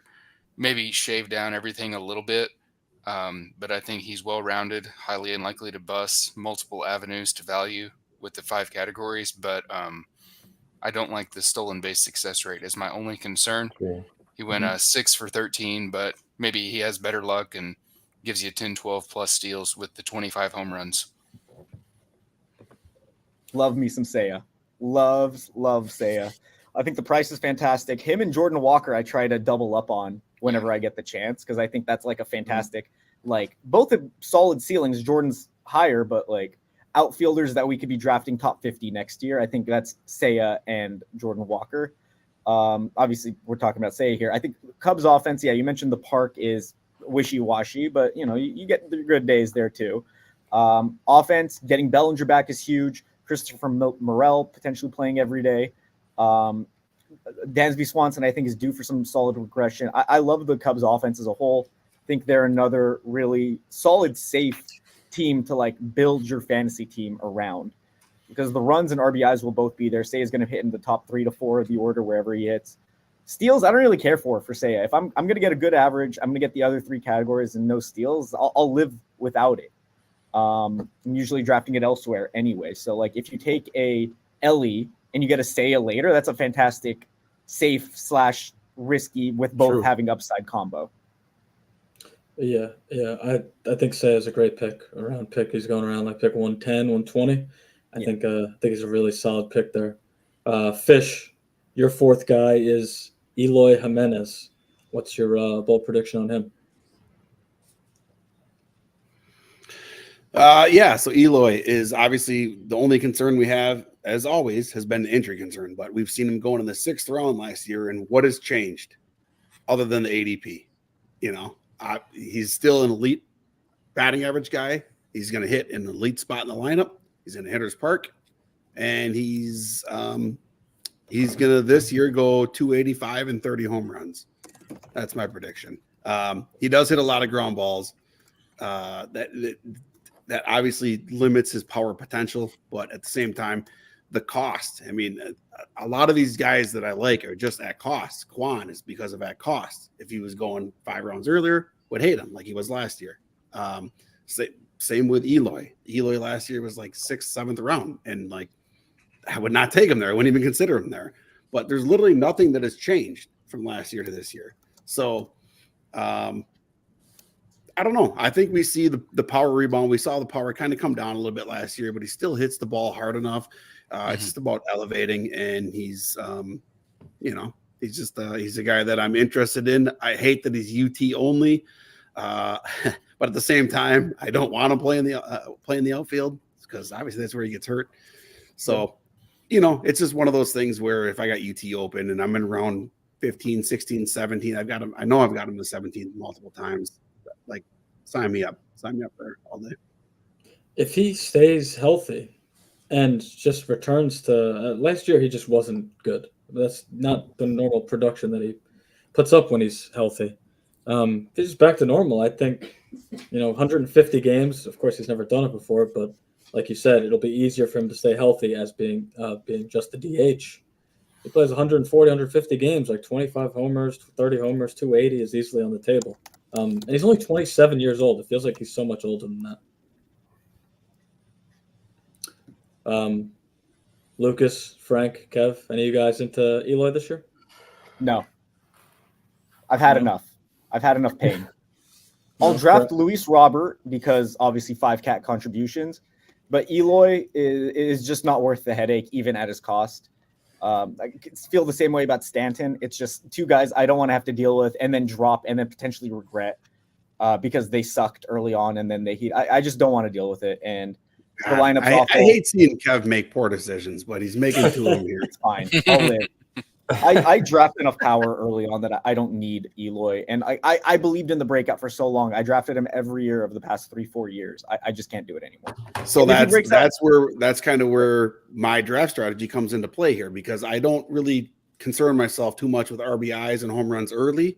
I like to get my stolen bases early. So I'm usually behind a little bit, midway through the draft in power and RBIs. So that's why I like somebody like Eloy. That's where he would come into play for me. Yeah, originally I was out, but you're selling me a little bit, and he's mashing in spring. And I think I read somewhere he made some adjustments, I think, to his swing or something, and we're seeing those results in spring. So it's a little bit encouraging. And of course, the White Sox are a disaster. Maybe they trade him and he goes to a better lineup. It's so hard to trade him. Like, who's gonna like Luis Robert? At least I mentioned this to you earlier. He's on like an $8 million deal. He plays good defense. You draft Eloy, he's taking up your DH spot immediately. He doesn't play defense. Unlike, yeah, he fixed his swing, maybe. Sure. Did he fix his calves? Did he fix his hamstrings? Did he fix his At least you know the the price risk is cheap. worth the reward at this point. Yeah, I get it. Maybe. If your 17th round pick gets hurt, it's who cares, right? So it's just so rare to find a power and average bat at that stage of the draft. Sure. The biggest issue for me is not really the injury, because obviously, if he gets hurt, it's not the end of the world. The biggest issue for me is the UT only, that just the flexibility for your positional players and stuff like that is obviously not as nice as you'd like it to be. Yeah, I mean, he played 14 games in right field last year, so he could get OF eligibility down the road, but I think it's going to take a lot longer. And I mean, I'd rather just take a guy who hasn't even. I'd rather take JD Martinez, who hasn't signed with a team yet, over Eloy. Like, it's the same profile. JD's more consistent year over year, and he might actually sign with a good team. I don't disagree with the JD Martinez. I don't disagree with that. I got some of him as well. It's the range around there where I like to take guys like that. Again, my stolen bases are usually should be taken care of. If they're not, then I'm in real big trouble. So that's where I'm trying to catch up a little bit in home runs and RBIs, and they provide both of them provide good averages. Heading into this draft season, I thought I would be all over Eloy just because he was a top of the scale prospect and has proven not only excellent power but excellent average, like you guys have pointed out. But I've been in DC mode, and it's just not really my style to accept that risk. But certain formats, I would love him, and nobody is going to be surprised if the guy hits 30 bombs, 270, and decent counting sets. I mean, they're not going to be that good, but he'll have reasonable volume if he stays healthy and hits in the top of the lineup. Yeah. One last qualm. Again, it's the bad team. And like, if I'm reading Cubby Knowles post 200 for Eloy, how's this the year you bow out on him? LOL. I think what you were drafting conceptually prior to this year with the White Sox was this breakout that never occurred. You were looking at Luis Robert, you were looking at Yoan Moncada, you were looking at Yasmani Grandal, you were looking at Eloy, and thinking all these pieces, Tim Anderson as well, all these pieces would come together, and they never did. They did. I think for one season, like 3-4 years ago, there was like one decent year they had, like they won like 90 games. But even so, they were all mishmashed throughout the year. You never really got a full year out of them. So now with Eloy, again, being on a bad team, which objectively, I think we could all agree, the White Sox are a bad team, not a great pitching staff, bad offense, and you're drafting the offense. I just don't want any part of it, and I don't want to undertake that risk for a guy who, yeah, maybe has a high average, but it just, I mean, even like the prorated, he had 18 home runs and 489 plate appearances last year. That's not great. 16 homers and 327 the year before. Yeah, sure. Maybe he hits 30 with a good average. Sure. But like, runs aren't going to be there. He's the last thing from a runs guy, and the RBI solid, but unspectacular. I'm not into it. So my fourth bold prediction is going to be Sean Murphy is going to be the number one catcher in fantasy this year. Ooh. He didn't play a lot last year, or as much as you would have liked to have played. He only played 108 games. I think his second year with the Braves, I just don't think there's any way they're going to play him less or as much as that. He's just too good of a player. Yeah. And last year he was possibly the best hitting catcher in baseball on a per game basis. He had 21 home runs, 68 RBIs, 65 runs, and hit 250 in 108 games. He, under the hood, had a 10% barrel rate, barrels per plate appearance, with a 460 xWOBA on contact, 46% hard hit rate. The guy murdered the ball, hit the shit out of the ball. He's one of the best hitters. Forget about catcher. He was one of the best hitters in baseball last year. And by those numbers, he even got a little bit unlucky. So I think another year under the Braves, and we've seen so many players. Olsen was much better. after his first year in the Braves. Ozuna was much better second year with the Braves, their second, third year with the Braves. Whatever this team does in terms of like developing players, it's as good as any team in the league. And I think Murphy's going to play more next year and live up to the expected numbers he had last year and be the best fantasy catcher. He has the funniest splits of anyone first half to second half. Sean Murphy's my most rostered catcher in any format. Like I have a shit ton of Sean Murphy, so I'm with you, Ryan. Obviously, I hyped Will Smith as catcher 1. I think Sean Murphy could be like catcher 2 or 3. Darno's going to play. He's going to mix in more than like Austin Barnes does for for Will Smith. So there will be a plate appearance discrepancy. But yeah, like everything you said about his X stats, he was top 15 in like among all hitters. But first half, 17 homers and 270 plate appearances, then 4 across 168 post All-Star break. Slashed 159, 310, 275 slug, insane. First half, 306, 400, 599. So for him to manage the expected stats he did, despite a full half season of mediocre performance, it says he was hitting the ball well, and he got hit by pitch or something. He got hit in the ribs or the oblique, and he just wasn't the same after. I don't know exactly what happened to him. Maybe it threw him out of rhythm, but yeah, I think he's a fantastic second year buy in this Braves offense, which I think we could all agree is one of the 2 or 3 best. Absolutely. Like you said, he was your most highest share catcher. He's also mine. The highest percentage shared for me is Sean Murphy out of all the catchers. Lucas, you have any interest in Murphy this year?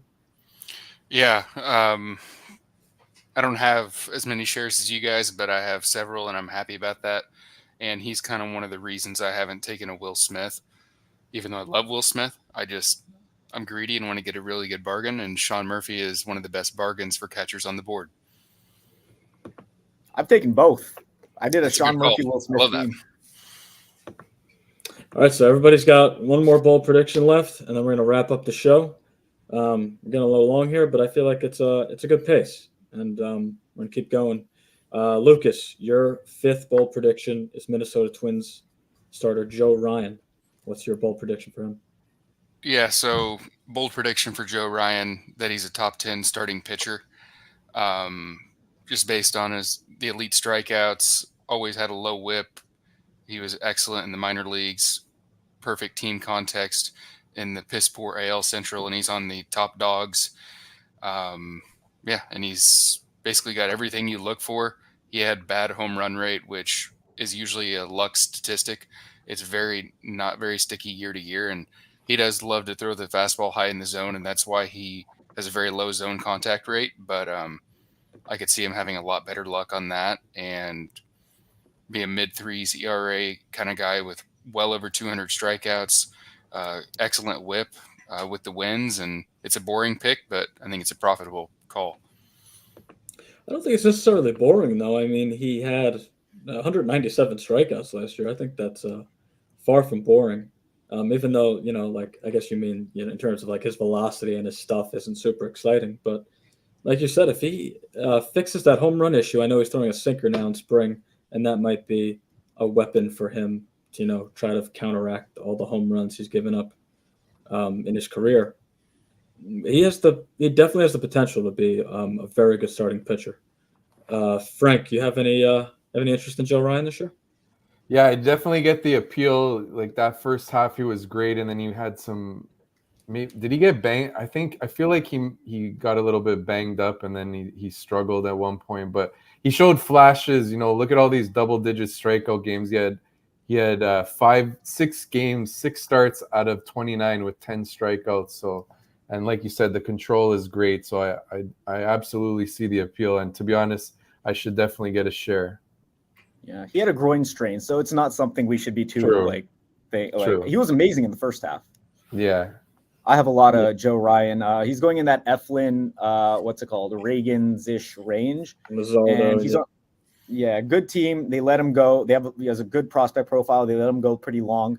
I'm really into Joe Ryan. I think I don't want to say safe because no pitcher is safe, but I like him as one of those fraudulent ERA kind of pitchers where his ERA should have been much better last year, and it just wasn't. And he's in a solid park for pitching. Really good team. Like Minnesota's been incredible with their analytics department over the past half decade or so. I'm really into him.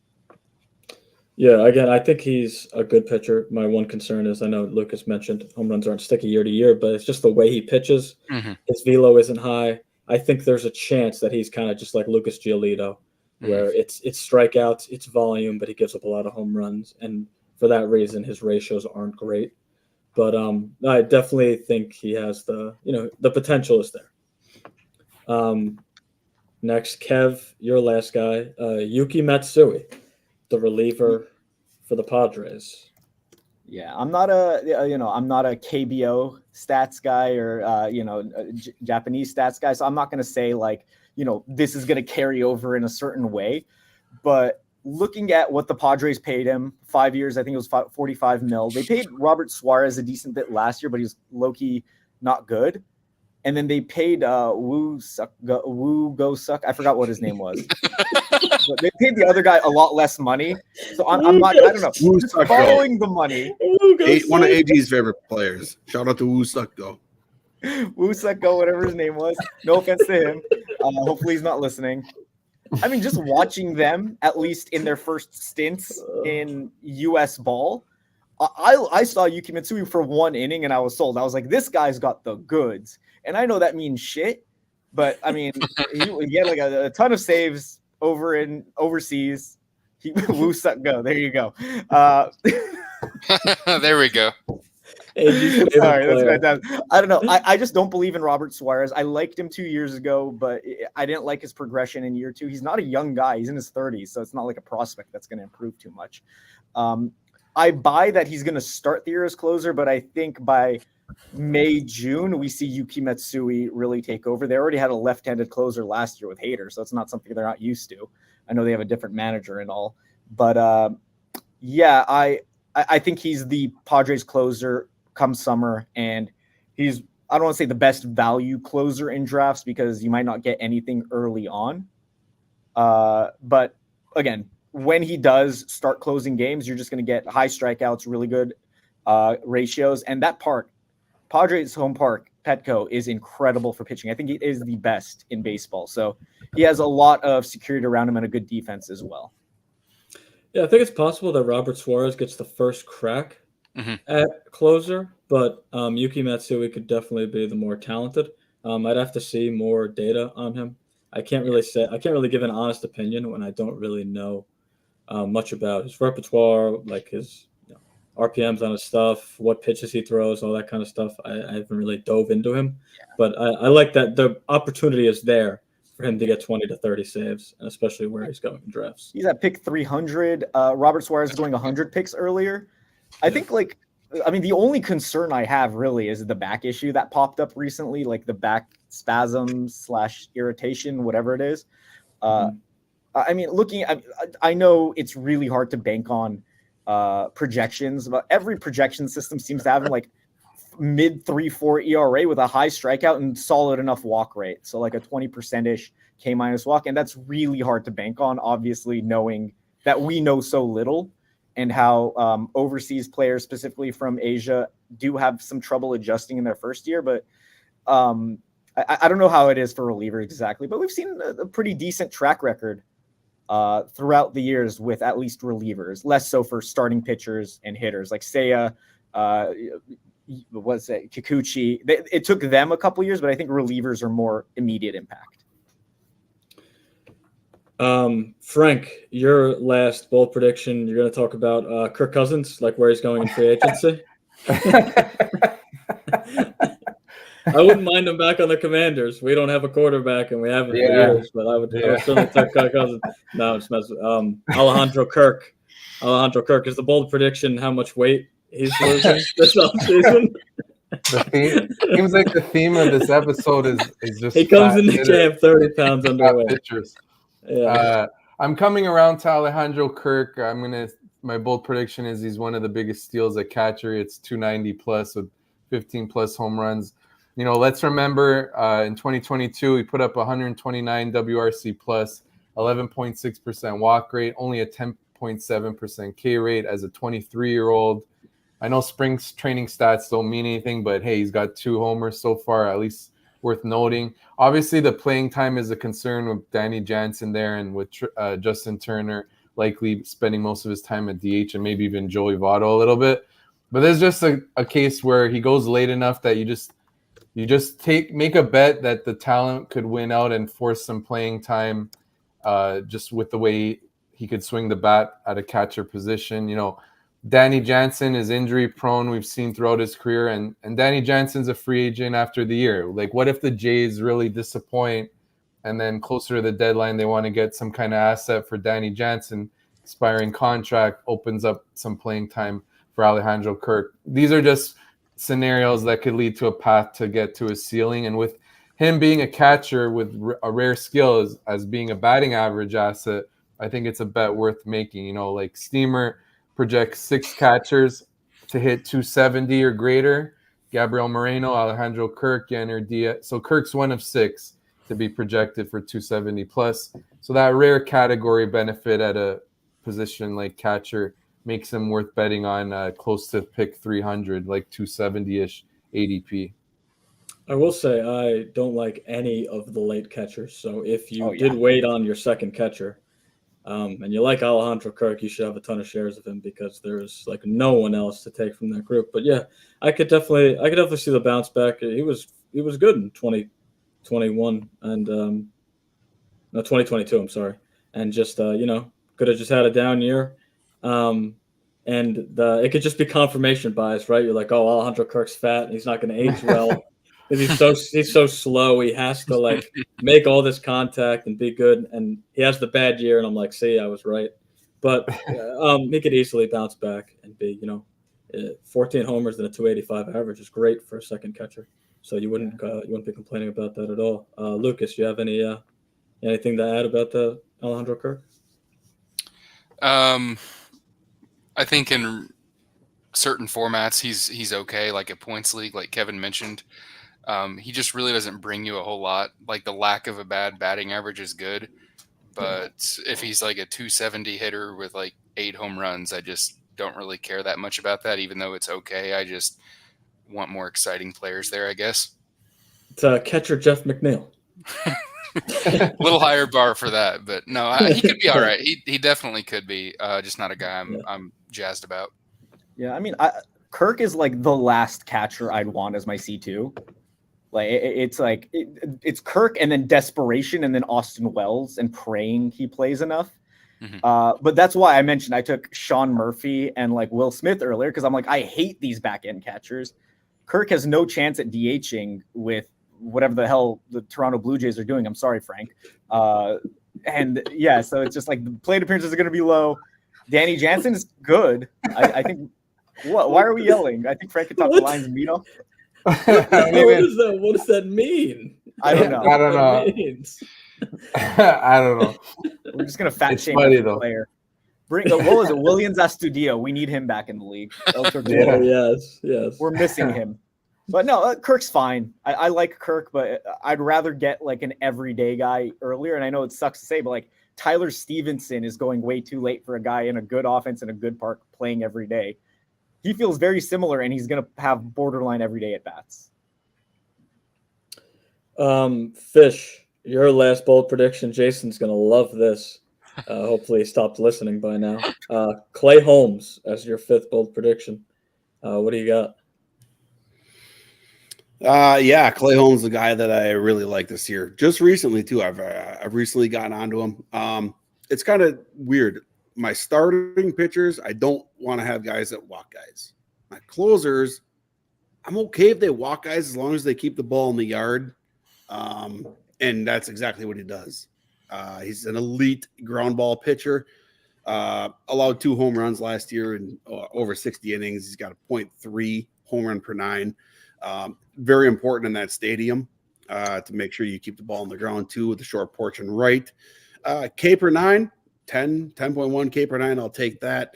I just think that, and again, I just recently, it's funny how early in draft season, how much things change as draft season rolls along. The more you look at things, the more just, whatever, the more it's just how much things change basically. And I've recently gotten on to Clay Holmes, and I think this year I'm gonna go bold prediction, sub 3 ERA and top 5 in saves. Okay. I mean, if you look at his last 2 years, I kind of didn't realize he was this good. 2.7 FIP the last 2 years, and an average of 22 saves a year. So I mean, where he's going, it's a great pick, even if he doesn't do what you're saying. I don't know, it's a bold prediction, but still, he really can just do what he's done the last 2 years, and it still be a profitable pick. Yeah, and going into this season, he's now officially the closer. Last year we kind of dealt with the first half, and whatever. They're just kind of going whoever was the hot hand or whatever. And then eventually he got it. And I just, again, the lack of home runs, the elite ground ball rate, it's just it's something that I'm interested in. There's Jason. Bring up the comment. We knew that was coming. There's our buddy Yeah, Jason, going who's around obviously a for it. diehard Red Sox fan. So of course he wants all the Yankees pushed up. I'm doing what I can, Jay. All right. Remove those fines. I'm going to see you in Vegas here in a couple weeks. No fines. I'll still buy the first round because I've violated the fine rule a little bit too much in our chat. But yeah, let's remove some of those extra fines.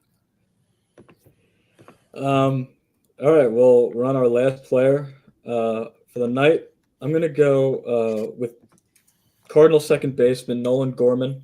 I'm going to say he hits 250 with 40 home runs. Gorman has ridiculous power.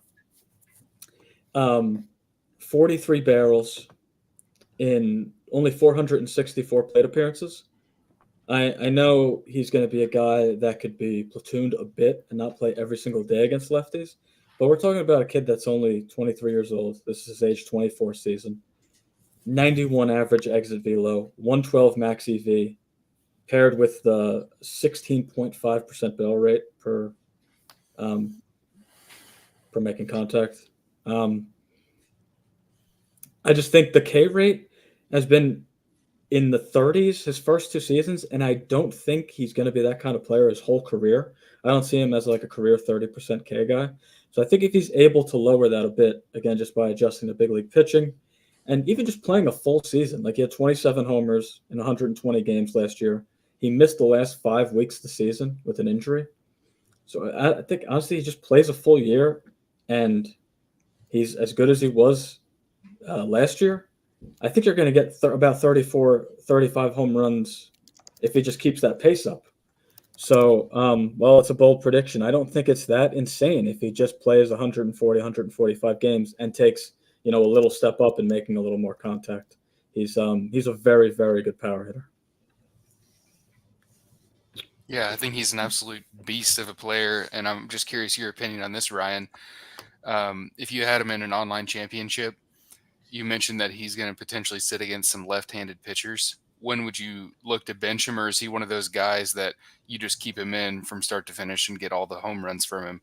Yeah, in a 15-teamer, I don't think I would ever bench him. The only scenario I could think of is like, I know this isn't a possibility this year, but like if he played the Dodgers on a Friday through Sunday and he faced like Kershaw, Urias, and then another lefty, or like those Angels matchups where you had last year. If you remember, if you streamed against the Angels, they had like 4 lefties in their rotation. So if it's like 3 straight lefties, maybe I take him out. But I think he's too good to sit because you're going to sit him because he's playing a lefty, and then he's going to hit a home run in one of the games you sit him. Happens happens every time. Frank and I had him in a tag team. We keep benching him against like 2-3 lefties, and he'd go for 4 home runs that week. He'd get like a pinch hit grand slam or something. Yeah. He's good enough to hit. Keep in your lineup every day, even in a 12-teamer. But at the same time, it's like that's frustrating because what if he has a bad weekend and then you get frustrated thinking, well, I just took an L. I'm not going to take back-to-back L's. And then he goes for those 3-4 home runs or whatever he does. And I hate drafting, paying up for players like that, but his price is still so good. It's like him and Brandon Lau to like varying degrees are kind of that same player to different. Like Lau has like significant injury issues, whereas Gorman's are like back like inflammation or whatever that he says he's trying to maintain with better like stretching and diet. And then there's like Jazz Chisholm, who like he's like, I'm not eating McDonald's anymore, and we're gonna be healthy now. I'm just like, I don't know what to believe with these guys. Gorman said it, and he's young enough that I can maybe believe it. He doesn't really have the track record of being like mediocre. He's been awesome in the minors, so I'm in on him. I love Nolan Gorman. Yeah, you know what's really funny too is that he sort of platooned again. He played against lefties, but not every day. He had a 130 WRC plus and a lower K rate against lefties than he did against righties. So it's very It's like Max strange Muncy. that. Yeah, it's like maybe he doesn't platoon next season. Again, they don't have the depth. They have all these injuries. Like they can't be benching guys. The Cardinals, they're good offense, but like beyond the starters, it gets weird. Yeah. Well, that kind of wraps it up. We're almost at 2 hours, so I think we've talked about enough. I got Brian? one question here. I got one question for Kev. Keep it fairly short. I'm just curious. What are your thoughts about Sydney Sweeney? There are two things I really like about Sydney Sweeney: her personality and how caring she is. You cannot talk enough about those two things that Sydney Sweeney has, and I will always cherish her for that. And she is a blessing to this earth. So Fish, thank you for bringing her up. I haven't thought about her in two hours or so now because I've been talking baseball with you handsome fellas and I got distracted. But it's time to go back in my hole, think about Sydney Sweeney for 22 hours. So it's a pleasure having you guys. She was incredible in Euphoria. Unbelievable. Oh yeah, her acting is impeccable. Incredible. Well, if you guys want to, I know you guys are all big on Twitter and have your own things, so why don't you all plug? Lucas, why don't you go first? Just plug whatever your Twitter account, website, whatever you want to do. Sure. You can find me on Twitter at LucasBeery33. Do articles over at FTN, and everything that I do is posted on my Twitter, so feel free to check it out. Kev? You know where to find me, at RotoSurgeon. That's where it's at. The Patreon for MLB content has been separated. So you don't get the NFL if you don't want the NFL. You get the MLB if you want the MLB. So check that out. Writing over at Rotoballer and podcast The Operating Room. We are back in action on The Operating Room. I'm going to have the In the Cut guys on very soon. Ryan, Fish, I need you guys on ASAP. We need to talk some fantasy ball. Maybe not for 2 hours. This was a lot. I'm very hungry. But thank you guys for having me on. Frank, Lucas, a pleasure talking to you guys as well. Frank, walk us off. Yeah, so you can find me at FMRanteTFJ, my content at thegameday.com. I got fantasy baseball rankings and I rank the closers too. And hey, if you're from North Carolina, we got all the promos outlined there at thegameday.com. Sports betting launches on Monday in North Carolina, so you could check that out as well. But fantasy baseball is content there at thegameday.com. Awesome. Appreciate everybody that listened. I think we're going to be back on next week with our second starting pitcher pod. We'll see you next time. All right. Thanks, fellas.